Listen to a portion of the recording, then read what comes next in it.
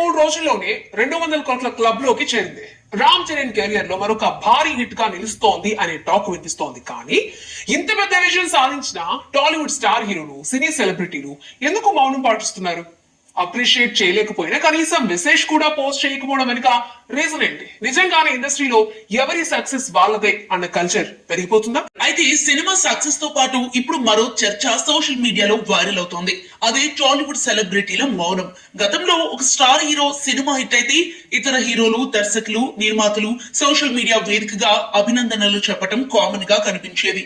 కానీ పెద్ద విషయంలో అది కనిపించడం లేదు. ఇప్పటికీ ఇండస్ట్రీ నుంచి పెద్దగా స్పందన కనిపించకపోవడం చర్చనీయాంశంగా మారింది. ఇది కేవలం టాలీవుడ్ కే పరిమితం కాదు. ఇటీవలే బాలీవుడ్ లో భారీ విజయం సాధించిన ధురంధర్ విషయంలో కూడా ఇదే తరహా విమర్శలు వినిపించాయి. సినిమా బ్లాక్ బస్టర్ టాక్ తెచ్చుకున్నప్పటికీ బాలీవుడ్ స్టార్ హీరోల నుంచి పెద్దగా స్పందన రాలేదని సోషల్ మీడియాలో చర్చ జరిగింది. ఇప్పుడు టాలీవుడ్ లోనూ అదే పరిస్థితి ఎదురైంది.